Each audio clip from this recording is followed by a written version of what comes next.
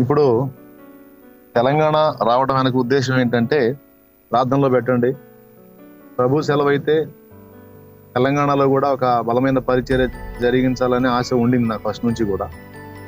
అందులో భాగంగానే ఒక ముఖ్యమైన పని మీద ఇప్పుడు నేను తెలంగాణ వచ్చాను.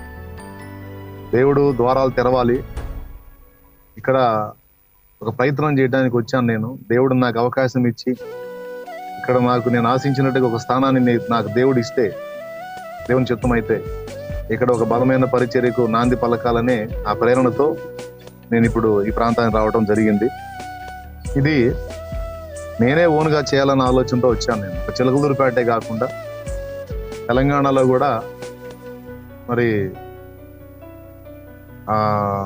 హైదరాబాద్ పట్టణంలో ఏదన్నా దేవుడు అవకాశం ఇస్తే ఒక ప్రాంతాన్ని నిర్ణయించుకొని ఆదివారం రోజు కావచ్చు, విడి రోజుల్లో కావచ్చు, దేవుడు ఎప్పుడు అవకాశం ఇస్తే అప్పుడు చిలకలూరుపేట చూసుకొని మళ్ళా మరి తెలంగాణ నిమిత్తం హైదరాబాద్ సరౌండ్స్లో కావచ్చు, హైదరాబాద్ పట్టణంలో కావచ్చు, ఎక్కడ దేవుడు అవకాశం ఇచ్చినా అక్కడ రెండవ బ్రాంచ్గా నేను నడిపించే బ్రాంచ్గా రెండవ దాన్ని ఏర్పాటు చేయాలన్న ఆలోచనతో నేను గత కొంతకాలంగా సంచరిస్తా ఉన్నాను, వెతుకుతా ఉన్నాను దేవుడు ఇచ్చే అవకాశాన్ని బట్టి.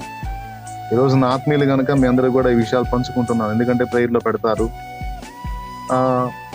హైదరాబాద్ సిటీ కావచ్చు, అవుట్స్కట్స్ కావచ్చు, ఎక్కడన్నా కానీ ల్యాండ్ తీసుకోవాలి, ఒక మందిర నిర్మాణం జరిగించాలి.